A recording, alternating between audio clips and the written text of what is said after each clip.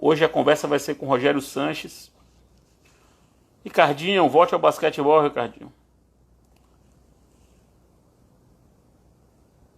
Vamos esperar. Hoje vai ser a conversa com Hermes, meu querido. Aquele abraço.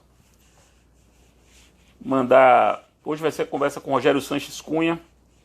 Vamos conversar sobre o pacote anticrime e as relações, né, que esse pacote anticrime tem com o processo. O tema é um tema que me interessa bastante. Vocês vão perceber isso. Saudações rubro-negras. Aron, meu caro, vamos preparar nosso compromisso aí, Aron, até daqui a pouco. Murilão. Muita gente boa entrando aí. Esperar Rogério entrar pra gente eu inseri-lo aqui. Ele vai solicitar participação.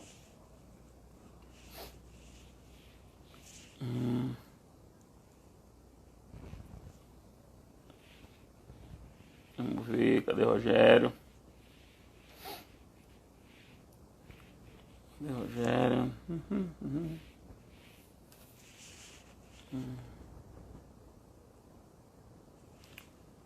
Um abraço aí pro pessoal do interior. Já vi gente do Piauí, já vi gente de Lisboa, já vi gente de Maceió. Quem mais tá aí?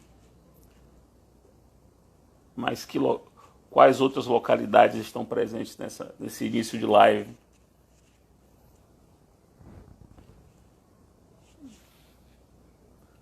Vou dar um toque aqui em Rogério, se ele entra.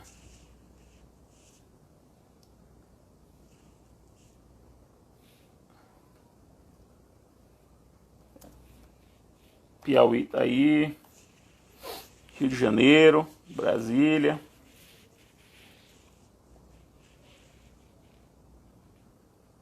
Minha querida Mad Migas, minha aluna aqui da UFBA, vai estar em todas também. Aracaju, Brasília. Bruno, meu caro, me orientando. Recife, Porto Velho, São Paulo. Ibipitanga, aqui na Bahia, São Paulo, Tocantins. São Luís do Maranhão. São Caetano do Sul, São Paulo. Saulão da Bahia, grande membro do Ministério Público. Pesqueira, o pessoal de Pesqueira é a terra do meu pai. A família Didier é de Pesqueira. Uma boa, convidar Marinoni para uma live, vamos ver se ele aceita.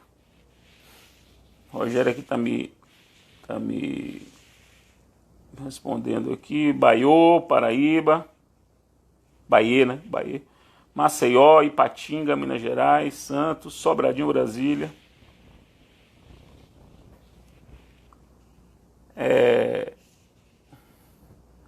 Peraí.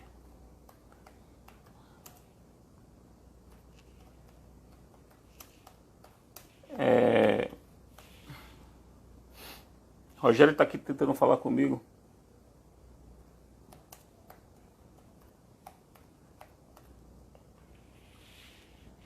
Mafra, Santa Catarina, Paulo Afonso, Bahia, São José do Rio Preto, Bagé, Rio Grande do Sul.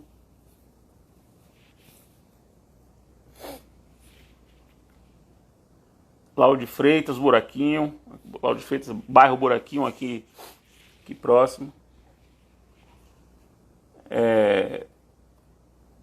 Ele tá dando um problema aqui.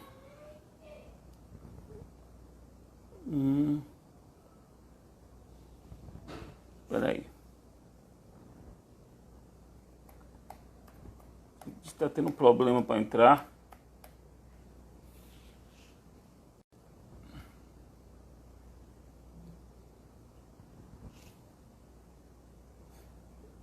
O Rogério está dando um problema para entrar aqui, vamos ver.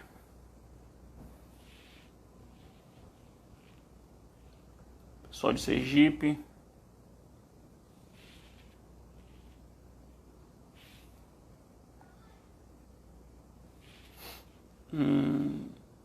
Camaçari, Rio Verde, Goiás. Estou acompanhando aqui.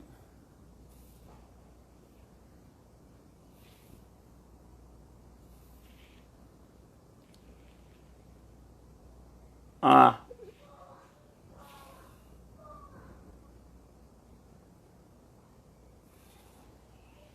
vou falar aqui para ele centrar isso aí.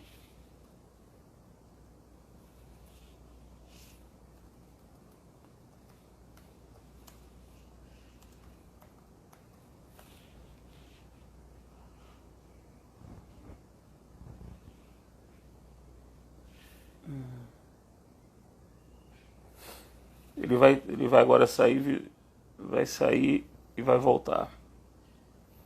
Porra, barba por fazer, com certeza, meu cara.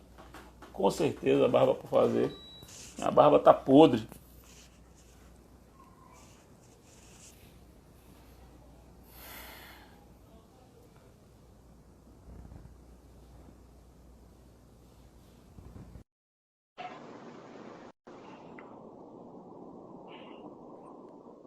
Acho que agora vai. Grande, grande. Agora vai, meu querido. Você entendeu o que estava acontecendo, não? Não, não entendi. Não Eu entendi. acho que quando você fixa o tema antes de compartilhar, ele não dá opção de compartilhamento. Doideira? Não Agora, sabia disso, não. agora, você, agora você pode fixar o tema aí, se você quiser. Tá bom. Quando você começar a falar, eu fixo o tema. Tá, Vamos então lá. eu quero pedir desculpa para você e para todo mundo aqui. Eu tô que nem louco tentando. Então, mas deu certo, deu certo. Deu Pô, a certo. barba Deu tá certo. bonita, viu, cara? A minha também tá Gostou, velho? bonita. A Gostou? nossa, pô, Bad Boys, pô. Tá desarrumada, mas vamos lá. Bad Pessoal, bom dia Boys. a todos novamente. Estou aqui com meu amigo de muitos anos, companheiro de jornada. Nós somos desbravadores aí do ensino jurídico à distância. Estamos juntos aí há 16 anos, talvez 16, 17 anos. 17 Um anos. gigante do direito brasileiro. Talvez o professor de penal e processo penal mais conhecido do Brasil. Mais influente, provavelmente, do Brasil. Autor de inúmeros livros. Um grande amigo, uma grande figura, membro do Ministério Público do Estado de São Paulo. Rogério Sanches Cunha. Enfim, para apresentar o Rogério é completamente desnecessário. E a gente hoje vai conversar, eu convidei o Rogério para a gente conversar sobre um livro que ele publicou esse ano, que é o Pacote Anticrime. Não sei se ele está aí com o livro na mão. Mostra aí para a galera, que é um livro que trata da lei. Esse está fechado. Está fechado. É um livro que trata da famosa lei de Natal, a lei natalina, pacote anticrime, um conjunto de medidas que praticamente transformou o processo penal e o direito penal brasileiros, mais o processo penal do que o direito penal, pelo menos na minha visão. É quase que uma nova legislação processual penal que foi instituída no Brasil e com muitas interações com o processo civil. Daí porque essa nossa conversa hoje. De que modo essa lei ela interagiu no sentido de beber de algo, de coisas do processo civil, e de que modo ela interage, portanto, dela para frente com o processo civil, de inspirar o processo civil. Então há uma mão e contramão aí interessante. É provável que a lei tenha buscado elementos na dogmática do processo civil para aperfeiçoar o processo penal, e é muito provável que essa lei venha aperfeiçoar o processo civil, numa espécie de contramão. E é sobre isso que a gente vai conversar hoje. Eu vou levantar uma bola, aí passa a palavra para o Rogério fazer a apresentação dele, falar, e a gente começa a nossa conversa. E quando eu passar para ele, eu anoto o tema da aula e fixo o comentário. Minha primeira provocação, Rogério, e aí eu passo a palavra para você se apresentar e começar a desenvolver a nossa conversa, qual é a sua posição histórica sobre as relações entre o processo civil e o processo penal. Uma pequena introdução para entrar na dogmática lá do pacote de crime. Eu, particularmente, sempre fui muito favorável a esse diálogo, esse vai e volta. Eu gosto muito de muitas coisas do processo penal, de construções muito interessantes do processo penal, como, por exemplo, a construção das provas ilícitas, a proibição de prova ilícita, a dogmática da proibição de prova ilícita do processo penal se desenvolveu muito mais fortemente do que no processo civil, e eu gosto de trazer para cá isso, o conceito de indício, a valoração da prova testemunhal, são temas que sempre muito me agradaram no processo penal. Então eu sempre vi com muito bons olhos, eu não tenho nenhum problema nesse diálogo, nesse vai e volta. E queria saber um pouco de você. Então, primeiro ponto aí para a gente conversar. Agora eu vou anotar aqui. Tá falando Vamos aí, lá. enquanto eu estou anotando Vamos lá, aqui. Fred. Eu quero, antes de mais nada, agradecer esse convite seu para participar desta live compartilhada, debatendo um tema importante. Aqui, só fazer uma referência que ela não tem como deixar de ser mencionada. Quando eu fui convidado pelo saudoso Luiz Flávio Gomes, em maio de 2003, para entrar no sistema satelitário, o sistema que já estava correndo há uns 3 meses, com você, com o Pablo e tal. O Luiz Flávio falou, assista a aula do Fred Didier. E ele pediu para eu ir um dia numa unidade de... Assistir a aula, eu liguei para ele e falei, não, vamos fazer uma coisa? Vamos começar devagar. Foi eu mesmo, não sabia essa história, não. Você nunca tinha me contado isso. Ele falou que eu tinha que assistir 3 aulas. A sua, a do Pablo e a do Sabag. E o primeiro dia que eu fui, era uma aula sua. Você sentava um pouco de lado na mesa, assim, conversando. E eu liguei para ele e falei, tudo bem, Luiz Flávio, eu topo o desafio, mas aos poucos. Eu ainda vou tentar fazer o que o Fred está fazendo, mas eu vou começar devagar. Foi muito legal. E aqui é importante fazer essa menção, porque você acabou sendo não uma inspiração de como começar, mas aonde eu iria tentar chegar.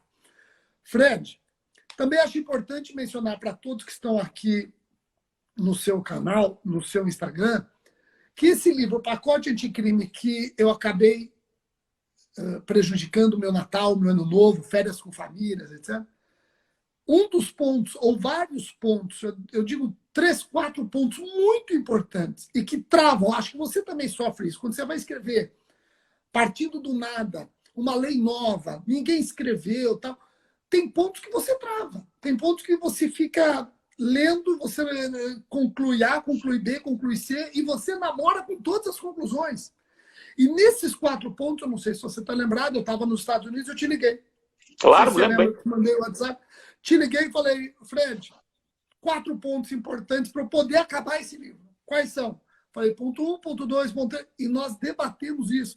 Então, eu faço questão de mencionar isso para o povo, para responder a tua pergunta, para o povo perceber como um livro de processo penal, em 4 pontos nevrálgicos, eu consegui avançar conversando com um processualista civil.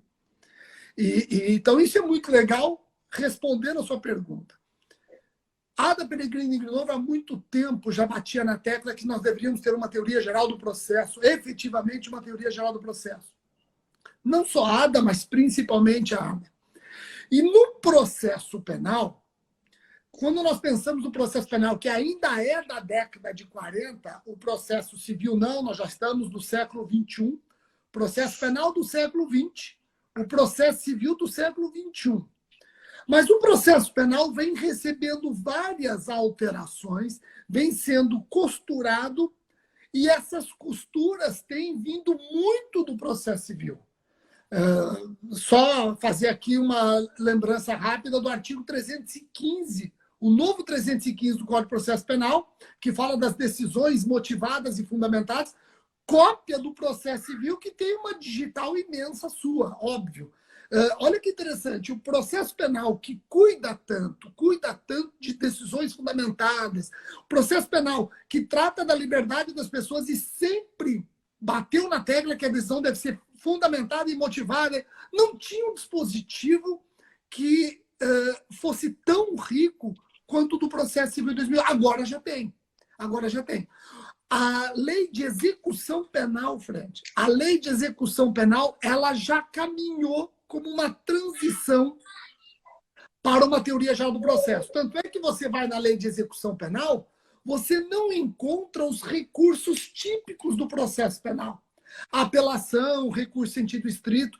Qual é o recurso na execução penal? Isso porque a execução penal já é de 1984, Código de Processo Penal de 1940. Mas a execução penal já nasce nessa onda da teoria geral do processo. Qual é o recurso na execução penal? Agravo. Olha que interessante. Em 84, não se prende, o legislador não se prende ao rol de recursos típicos do processo penal. Ele já começa a caminhar para os recursos do processo civil na onda da teoria geral do processo. Chama agravo. Então, em resumo, eu sou absolutamente favorável a uma teoria geral do processo. Todos vão ganhar com isso e nós vamos parar de tornar o processo penal uma colcha de retalhos. Muito bom. E agora, começando a examinar aspectos que podem interagir bem entre processo civil e processo penal do pacote de crime, queria que você falasse um pouco sobre o regulamento da cadeia de custódia. Acho esse tema um tema muito, muito importante realmente o CPP agora passa a tratar disso. A cadeia de custódia pode tranquilamente ser aplicada ao processo civil, no meu modo de ver. Eu chego a dizer isso no volume 2 aqui. Tanto esse livro, o volume 2, quanto o livro de Rogério, hoje estão em promoção por conta dessa nossa live.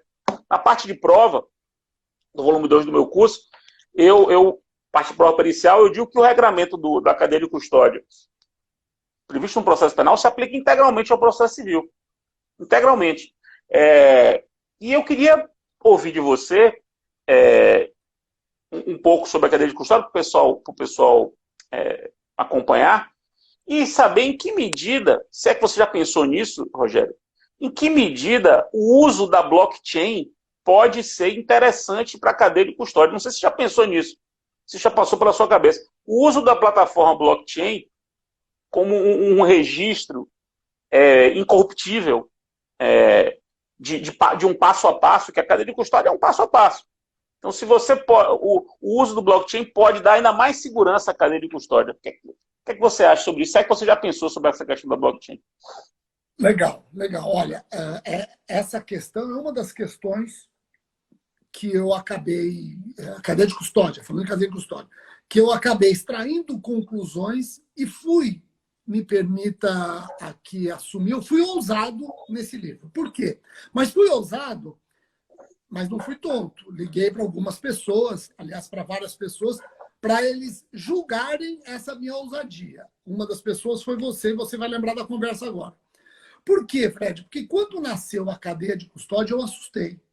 Aliás, eu não sei se você está inteirado, mas o pacote anticrime, quando foi encaminhado ao presidente da República, nós tínhamos a informação de que o presidente da República vetaria alguns pontos.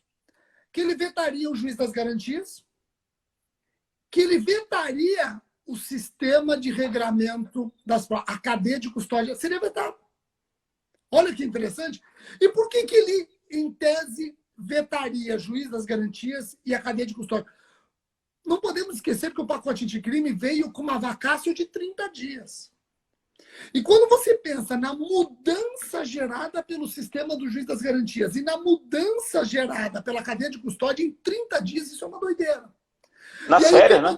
30 dias nas férias. 30 dias e nas férias. E nas férias, perfeito. Nas férias, no recesso forense. No recesso forense. Aí o que acontece, Fred? O presidente da República sanciona a lei deixando passar o juiz das garantias e deixando passar a cadeia de custódia. Bom, quando passou o juiz das garantias, a AMB rapidamente ingressou com uma ADI e conseguiu uma liminar. Junto com o juiz das garantias, passou um outro dispositivo que assustou o Ministério Público, ele mudou o 28 do Código de Processo Penal. Você sabe que o arquivamento do Ministério Público requer e o juiz homologa ou não homologa a promoção de arquivamento, se ele discorda, manda para o Procurador-Geral. O pacote anticrime mudou isso, falou, ó, todo o arquivamento é dentro do Ministério Público, não tem mais juiz na história. E isso assustou o Ministério Público em termos de estrutura. O MP entrou com uma ADI, a CONAMP entrou com uma ADI e conseguiu a suspensão. Por que eu estou mencionando isso? Porque quando eu vi a cadeia de custódia, Fred, eu imaginava que associações de delegados, de policiais, associações iriam ingressar com medida parecida para suspender a cadeia de custódia. Porque em 30 dias não tem como a polícia técnica, científica, se aparelhar. E isso não aconteceu. Então, a cadeia de custódia, como está no Código de Processo Penal, ela está absolutamente vigente, está operando. Bom, e aí quando você lê o artigo 158A e letras seguintes, A, B, C, D, E, F, você assusta. Você vai encontrar uma série de etapas que correspondem a uma fase interna, uma série de etapas que correspondem a uma fase externa, e essas fases todas devem ser observadas. Observadas para que não ocorra o quê? Para que não ocorra prejuízo à prova. Então, a cadeia de custódia passou a ser algo imprescindível para que a prova seja efetivamente prova. E com detalhe, eles acrescentaram alguns crimes à cadeia de custódia, Fred. Por exemplo, se uma pessoa viola um ambiente isolado pela polícia técnico-científica, o violar o ambiente isolado já configura fraude processual, artigo 347 do nosso Código.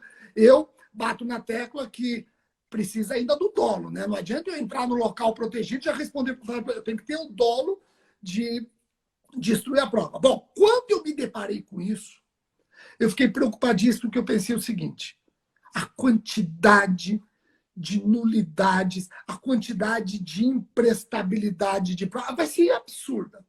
Foi aí que eu cheguei à conclusão que eu etiquetei como ousada no começo da live. Eu cheguei assim, que eu cheguei e conversei com você. Eu falei, espera um pouquinho.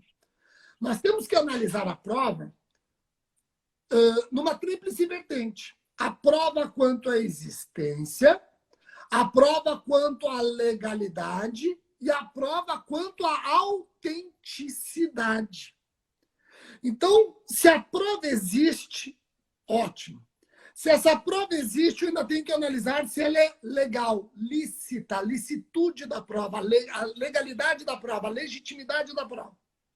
Se a prova existe e é legítima, é legal, eu ainda tenho que ir para um outro campo, se ela é autêntica.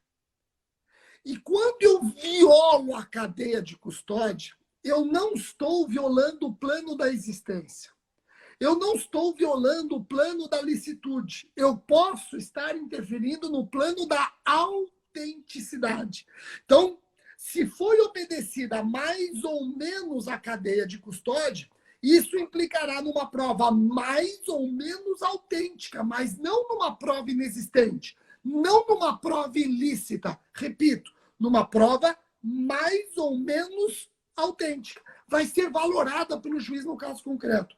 Eu estou dizendo isso porque o STJ tem um julgado, Fred, até queria depois sua opinião, dizendo que o simples descumprimento da cadeia de custódia acarreta a absoluta imprestabilidade da prova. Eu acho que isso é errado.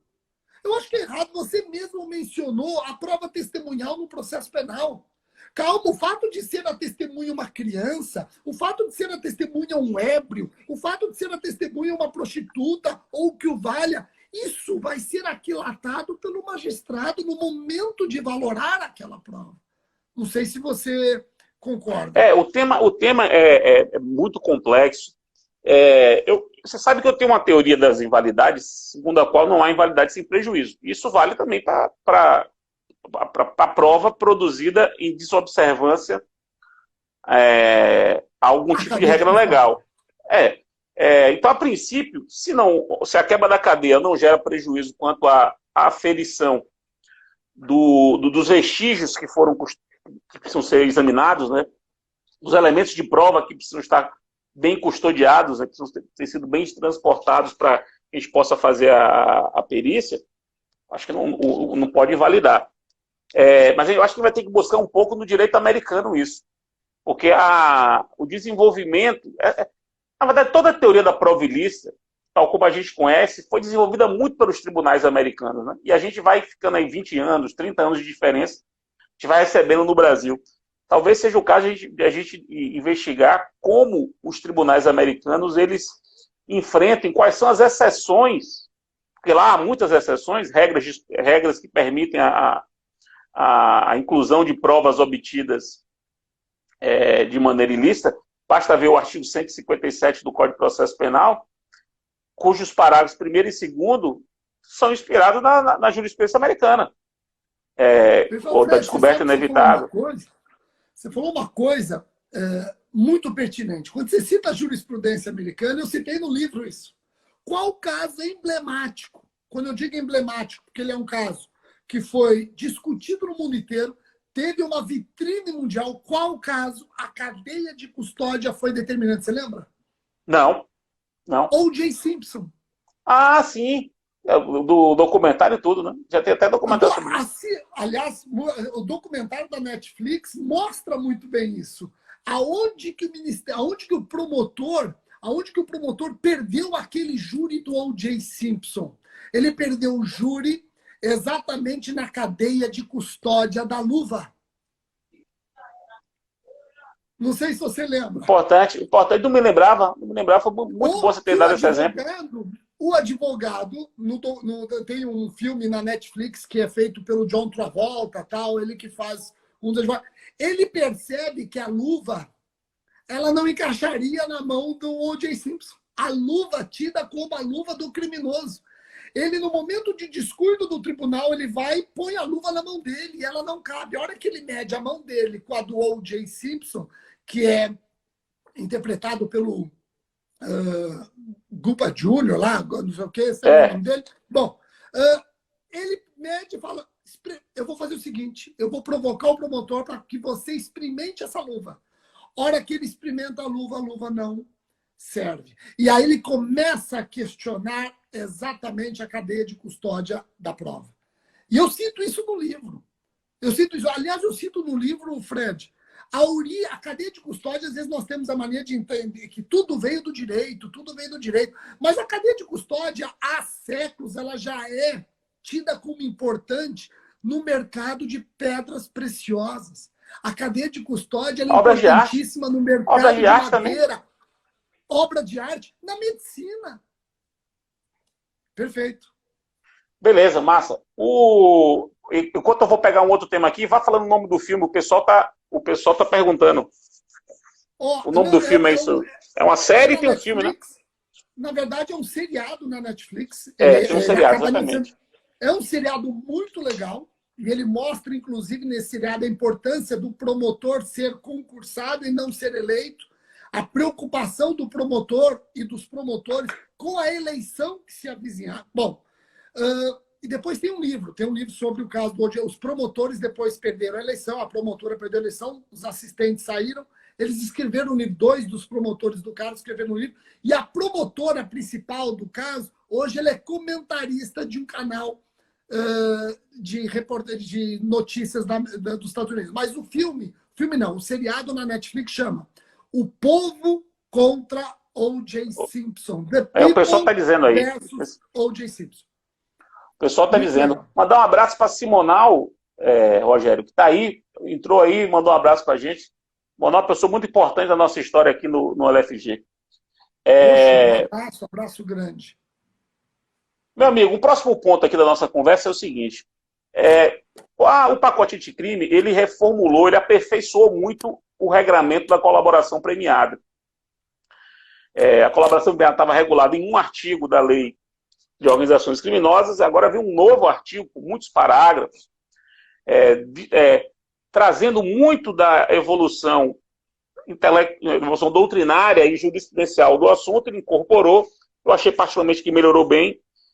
Para nós do processo civil, para mim em particular, 2 pontos são dignos de nota. Primeiro que o pacote anticrime é a segunda lei do Brasil, segunda só, depois do CPC, que usa um termo que era doutrinário e que foi incorporado ao texto da lei, que é negócio jurídico processual. É uma coisa interessante, esse termo é um termo doutrinário, eu sou um entusiasta disso há muito tempo, mas não era um termo legal. O CPC não usa esse termo. Era um termo que a doutrina usava. Aí a Lei de Liberdade Econômica de setembro usa esse termo e logo depois o pacote anticrime usou para dizer que a colaboração premiada é um negócio processual. Isso é interessante. Primeiro, pela consagração da categoria. Segundo, porque insere no contexto do processo penal uma categoria que envolve a autonomia da vontade. Então, esse é um ponto que eu gostaria que você nos ajudasse a entender. E o segundo ponto, esse para mim é mais curioso também, é que no artigo 3º B o terceiro B, que é da lei de organizações criminosas, inserido pelo pacote de crime,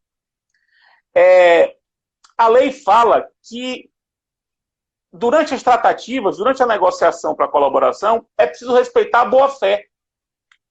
É uma boa-fé objetiva na fase de pré-contratação, como sempre se fez no direito civil. O direito civil também tem boa-fé objetiva pré, durante e pós-contratual.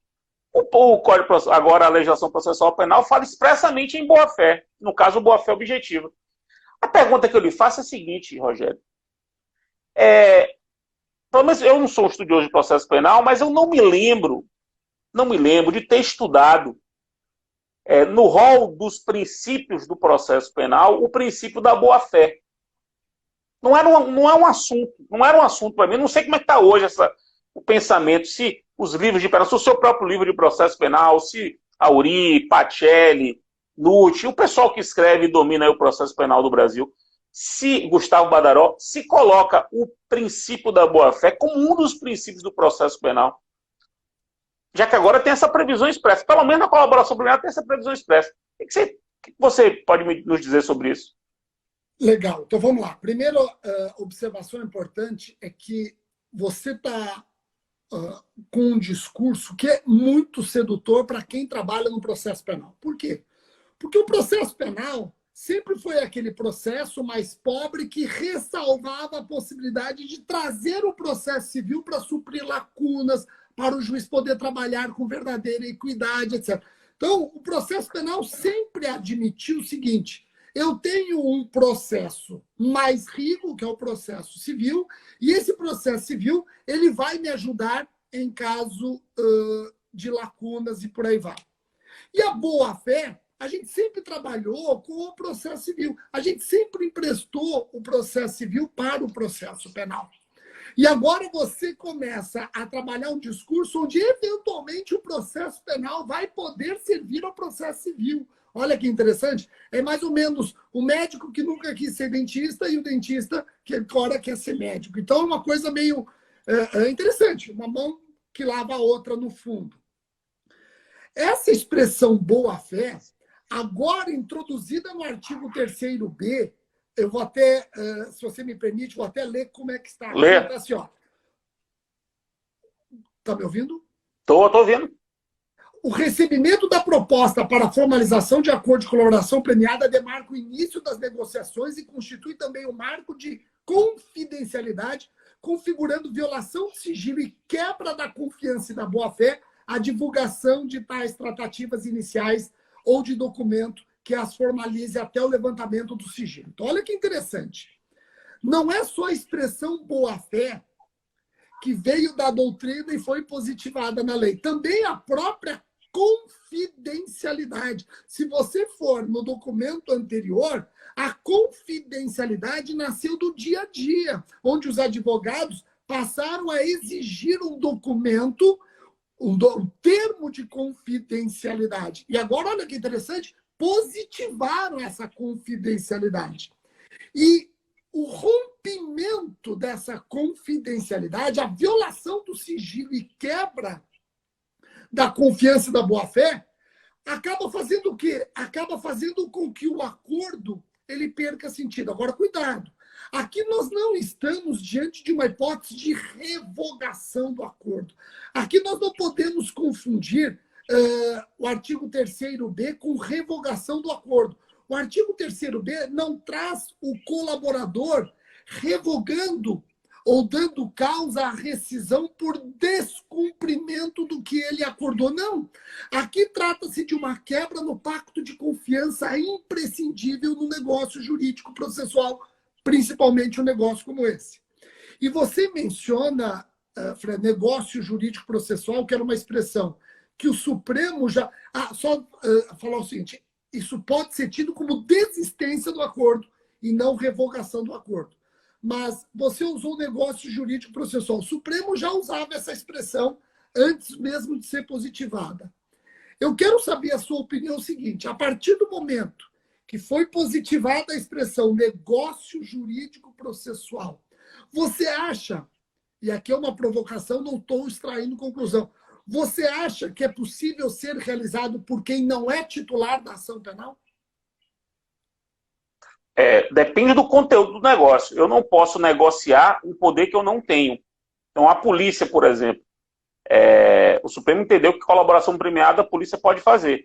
Ela pode negociar aquilo que ela pode fazer. Ela não pode negociar que o MP não vai propor uma ação. Se o poder é de outra pessoa, eu não posso negociar algo que não me pertence. Então me parece que quando o Supremo entendeu que polícia pode negociar, fazer colaboração premiada, que é um negócio típico, evidentemente só vai poder fazer naquilo que diz respeito à atuação da polícia. O que diz respeito à atuação do Ministério Público, não dá. Mas quando você percebe os prêmios da lei, perdão judicial, redução ou substituição de pena, você acha que esses prêmios decorrentes da colaboração premiada autorizam o negócio jurídico processual por quem não tem a capacidade postulatória desses efeitos? Tenho dificuldade de ver. Eu nunca entendi bem. Quando eu escrevi sobre... Eu estou fazendo, é uma provocação que eu estou fazendo para deixar bem claro o seguinte, que eu fui um dos primeiros a escrever sobre a colaboração premiada e a possibilidade de ser realizada pelo delegado de polícia. Eu sempre defendi essa possibilidade de ser realizada pelo delegado de polícia. Eu é que agora, apesar de defender a possibilidade, eu é que agora estou tentando conciliar essa opinião que o delegado tem que celebrar com a lei nova. Inclusive, Gilmar Mendes já diz que ele acha que tem que revisitar esse tema. Então, por isso que eu estou te perguntando a título até de... Quando eu escrevi sobre colaboração premiada em 2015,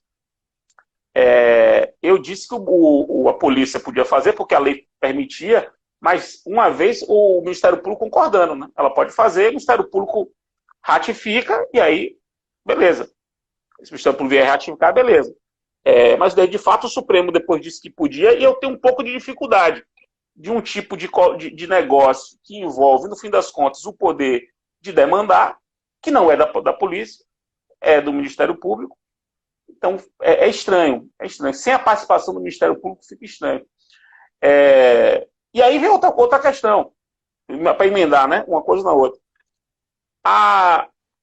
O mesmo pacote anticrime que aperfeiçoou a dogmática da colaboração premiada promoveu a revogação, ou melhor, a alteração da redação do parágrafo 1º do artigo 17 da Lei de Improbidade, que é um artigo que proibia negócio em improbidade. Ele agora previu no parágrafo 1º o acordo de não persecução civil. E no parágrafo 10, salvo engano, é o 10 ou 12 do mesmo artigo 17, expressamente previu a possibilidade de acordo em improbidade. Então, o que era antes proibido, agora é expressamente permitido, com a inclusão do acordo de não persecução civil. Por que eu estou juntando esses dois assuntos? Primeiro, porque você também atuou em improbidade como promotor. Salvo engano, você já atuou em improbidade como promotor. Queria falar um pouco sobre isso.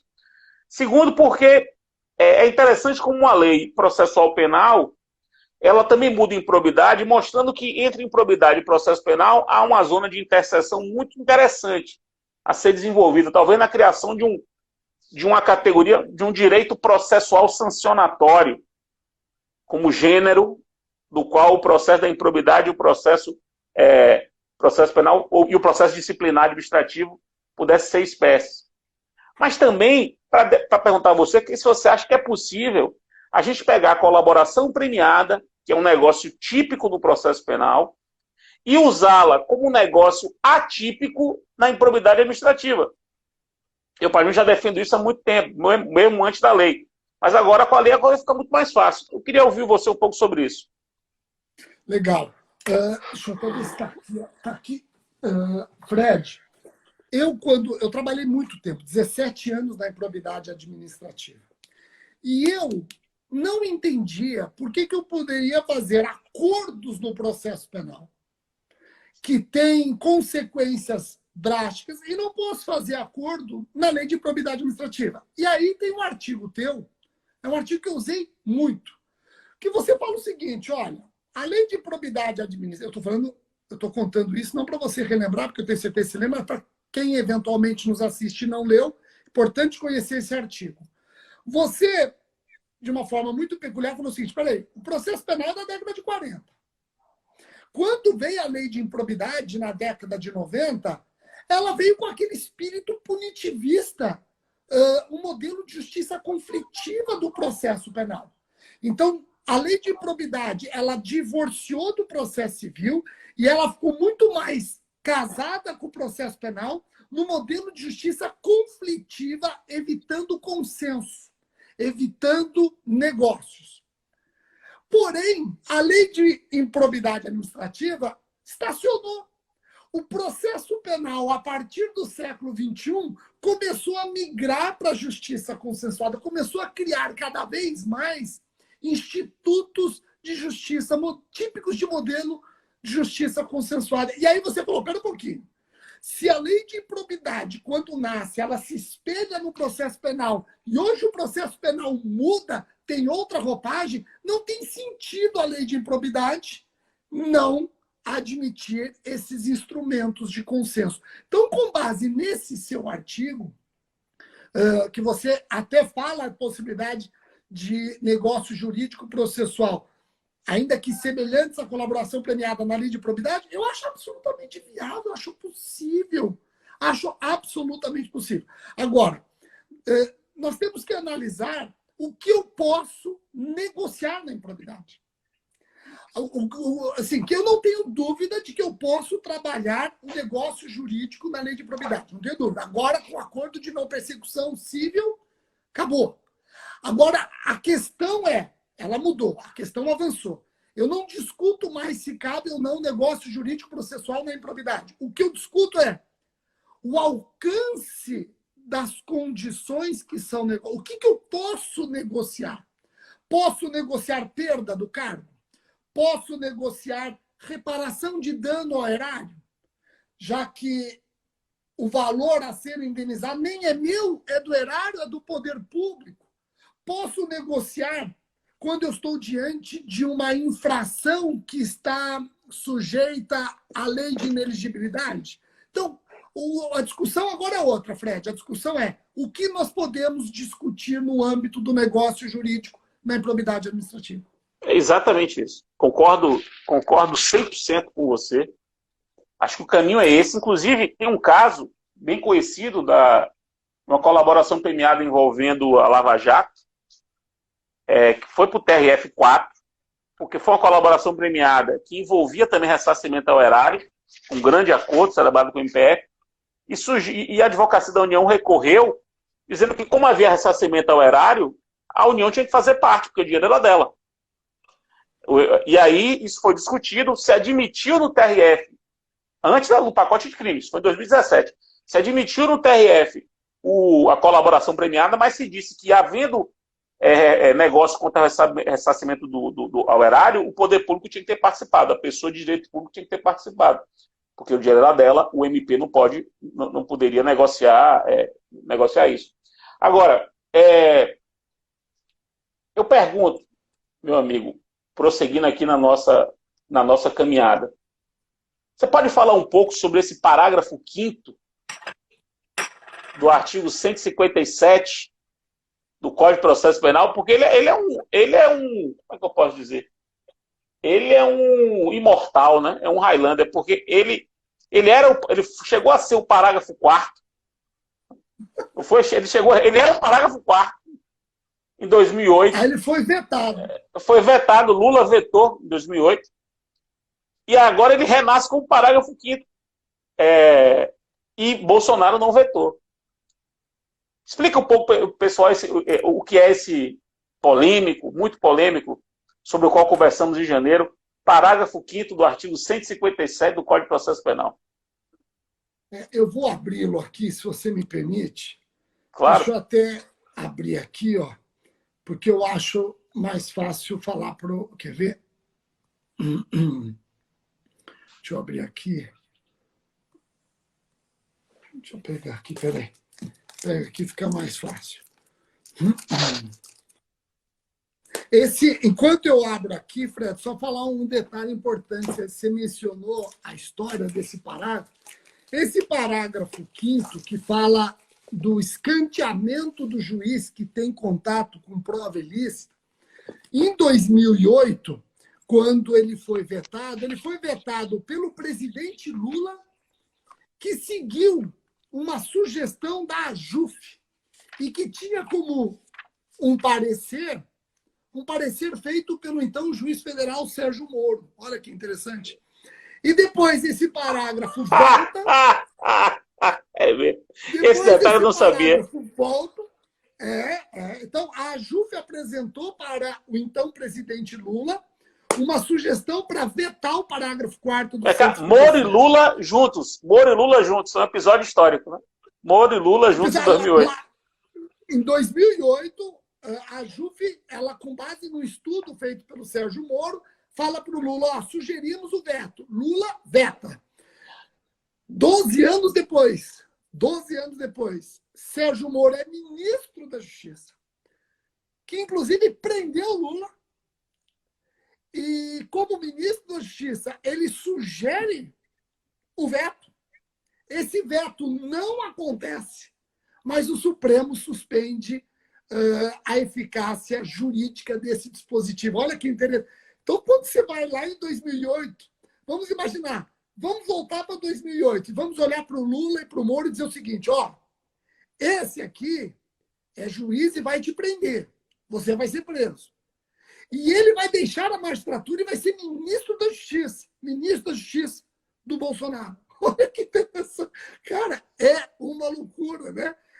Como já diziam, eu só sei que nada sei, ou graças a Deus eu não sei o que vem amanhã. O Rogério, um dos nossos participantes aqui disse que o parágrafo 5º do 157 voltou por emenda de Marcelo Freixo, do PSOL. E Bolsonaro, contrariando o Supremo de Justiça, não vetou. Ou seja, podemos dizer que assim como Lula e Moro estavam juntos em 2008, Bolsonaro e Freixo estavam juntos em dezembro de 2019. É isso mesmo, meu amigo?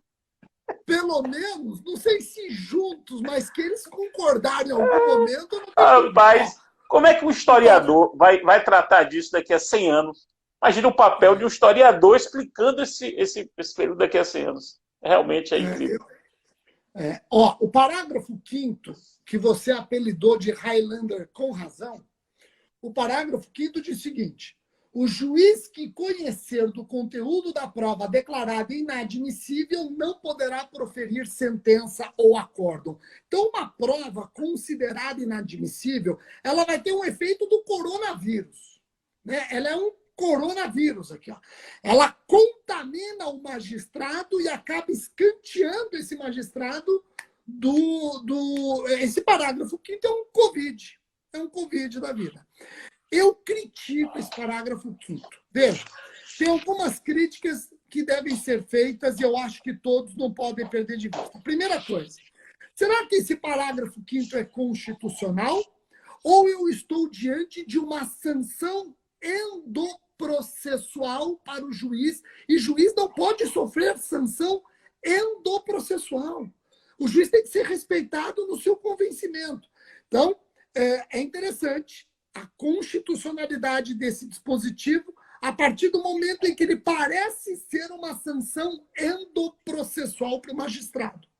Segunda coisa, eu entendo e estou defendendo isso no livro, o seguinte, estou defendendo que o parágrafo 5º, quando fala em prova declarada inadmissível, claro que ele só está falando da prova ilícita. E aqui tem gente que critica a divisão feita por Ada Pellegrini e Grinovo. Ela já diferenciava a prova ilícita da prova ilegítima. Aqueles que discordavam dessa classificação de Ada Pellegrini, agora essa classificação ela ganha importância. Porque eu tenho que entender que o parágrafo 5º, Fred, só se refere à prova obtida por meio ilícito, não abrangendo a prova obtida por meio ilegítimo.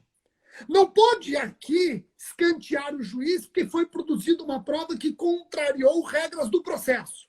Eu tenho que escantear o juiz, se é que esse juiz deve ser escanteado, se ele tomou contato com prova que viola o direito material. O direito material. Bom, então são duas observações, já vou para a terceira. Primeira, parece inconstitucional porque trata-se de verdadeira sanção endoprocessual para o magistrado. Dois, eu acho que se essa norma passar no teste de constitucionalidade, ela deve se restringir para as provas obtidas por meio ilícito. E digo mais, aqui é uma conclusão que eu estou extraindo no livro e debati isso com você. Eu acho que o juiz só pode ser escanteado se esse juiz participou da produção da prova, por exemplo, foi ele que determinou de ofício uma escuta telefônica, se ele participou da prova, ou se ele já admitiu essa prova, ele já se contaminou, já mostrou que está convencido dessa prova. Aí sim, esse juiz tem que ser escanteado. Agora, se eu tenho um juiz que não participou nem indiretamente da produção da prova, e mais, Fred, ele desde logo escanteou, refutou essa prova, ele no momento de valorá-la, ele falou, essa prova é ilícita. Esse juiz não pode estar contaminado, ele tem anticorpos. Ele não pode estar contaminado. Esse juiz falou o seguinte, eu não vou admitir essa prova. Se você escantear um juiz desse, é um absurdo. Esse juiz não tem que ser escanteado, ele tem que ser preservado. E aí fica muito fácil você começar a tirar juiz do processo. Olha se esse parágrafo 5º não for interpretado dessa forma, olha o que vai acontecer, Fred. E aí eu já volto a palavra para você. O que não é incomum que eu vou falar, tá? Não vamos aqui pensar, o Rogério está criando um caso absurdo. Não, é muito provável que aconteça o seguinte. Uma das partes junta uma prova obtida por meio ilícito. O juiz do processo, primeiro grau, ele admite ou não admite essa prova. A parte contrariada recorre para o tribunal. O tribunal pode dar razão ou não para o juiz e novamente desagradar uma das partes, que pode querer recorrer para o STJ e para o STF. Essa prova, efeito Covid-19, ela vai fazendo o quê? Ela vai contaminando as autoridades judiciárias. Então eu brinco que esse parágrafo 5º ele vira uma verdadeira bola de boliche. Vai tirando os magistrados. Absurdo, absurdo. Eu concordo com você, acho que a interpretação tem que ser essa. O juiz só é afastado se ele aceitou a prova. Se a prova foi juntada, ele de pronto já não admitiu, não há porquê. Porque senão seria você estimular a má-fé processual evidente, né? E a escolha do juízo. Eu vejo, só tenho duas considerações um pouco diferentes de você. Eu acho que essa regra aí é uma regra de impedimento. Então não é uma sanção, é um impedimento. Assim como tem um impedimento, o juiz que participou em primeira instância, ele não pode julgar a causa em segunda instância. Não é porque ele é ruim, gente boa, bandido, nada disso. É um dado objetivo de que o sujeito já teve contato com a causa em primeira instância, não vai poder ter contato numa segunda instância. Isso é uma regra clássica de impedimento, cuja ratio me parece muito semelhante a essa. Se o juiz aceitou uma prova, ele aceitou, ele entendeu que a prova era válida, e depois essa prova foi considerada ilícita ou inválida, ele fica contaminado. Do meu modo de ver, ele fica contaminado. Então eu acho que a regra é uma regra de impedimento, semelhante àquela outra, com a mesma raça da outra. Então eu discordo um pouco dessa ideia de que é uma sanção. E a outra coisa é o seguinte, com essa interpretação que você está dando, e que eu encampo, não me parece inconstitucional o dispositivo. O dispositivo é um dispositivo que precisa de uma interpretação conforme. Eu concordo com você. Ele precisa de uma interpretação conforme. Se for essa interpretação. Então, se vencer a fase da sanção endoprocessual e for impedimento, ainda tem que ter essa interpretação restritiva. Que eu acho que está certo. Então, o juízo de inconstitucionalidade, em tese, eu acho que não dá. Algumas interpretações desse dispositivo serem constitucionais, concordo com você. Portanto, é possível salvar o dispositivo. Eu acho que é possível salvar.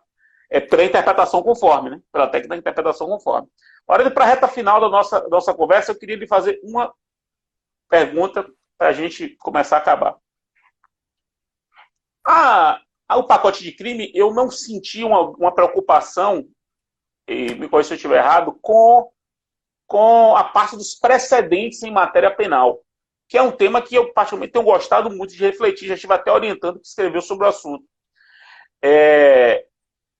Eu queria saber de você isso. Como é que hoje o processo penal, os processualistas penais, têm compreendido um sistema de precedentes obrigatórios no processo civil, que já está bem consolidado, que os precedentes obrigatórios no processo penal, no penal e no processo penal, implicariam uma revisitação do princípio da legalidade do direito penal, que seria um princípio da conformidade com o direito, legalidade do crime, sem dúvida, legalidade da pena, sem dúvida, mas das fontes do direito penal e do direito processual penal, talvez a gente tenha que refletir um pouco. Se o Supremo, o STJ, dá, portanto, uma interpretação a uma conduta, mudando a interpretação dessa conduta para considerar uma conduta não criminosa, por exemplo, a mesma conduta que antes era tida como criminosa, passa a ser considerada como não criminosa em um precedente obrigatório, será que isso não seria o equivalente a uma abolição crimes e, portanto, um precedente com eficácia retroativa para beneficiar, né? Então, são reflexões. Eu não senti essa preocupação do pacote de crime, então, queria saber se, e aí por isso que é a última pergunta, se o processo civil pode, agora, ajudar o processo penal na construção, no desenvolvimento de um sistema de precedentes penais e processuais penais. Veja, Fred, o processo penal ele não está tão avançado no tema precedentes como está o processo civil. Mas o processo penal já começa a colocar as manguinhas de fora. Nós não podemos esquecer que sempre foi uma relutância dos magistrados seguirem necessariamente súmulas, e hoje nós temos no processo penal também as súmulas vinculantes, isso é importante. Os precedentes, principalmente quando você pensa a atuação do Ministério Público, tem esbarrado muito nisso. Vou te dar um exemplo. Eu discuti até com um colega, um juiz, recentemente. O MP de São Paulo fez uma reunião, assim, tal, os promotores preocupadíssimos com o fato do procurador-geral estar cada vez mais ingressando com recurso extraordinário e recurso especial. E o procurador-geral explicou para a classe o seguinte: gente, a partir do momento que o STF e o STJ decidiram daquela maneira, criando aquele precedente, ainda que não tenha súmula vinculante, eles não estão mais admitindo os recursos constitucionais. Então, eles criam isso, eles nem admitem mais os recursos constitucionais. E aí, quando a gente compara, aí você pensa no processo penal. Então, acabou sendo, para o Ministério Público, acabou sendo algo muito impositivo. Pronto, é uma barreira. O Ministério Público obedeça a precedentes. Eu não estou dizendo que esses precedentes chegam ao ponto de revogar crimes, etc. O princípio da legalidade é um princípio muito forte que talvez não permita esse precedente ganhar a musculatura que tem no processo civil. Mas olha no processo penal como ele já vai evitando aqueles recursos. Mas o grande problema, Fred, por isso que a gente discute, ele não impede a defesa de furar os precedentes. Por que ele não impede a defesa de furar os precedentes? 25 segundos, viu? 25 segundos. Porque a defesa, começou a contagem aqui regressiva. A defesa fura os precedentes por meio de habeas corpus. Bom, então aqui, os 25 segundos serviu para isso. Meus queridos, Rogério, meu querido, beijo grande, obrigado. Espero que o pessoal tenha gostado. Tchau, tchau para todo mundo. Vai ficar no Stories, eu boto no YouTube depois. Beijo.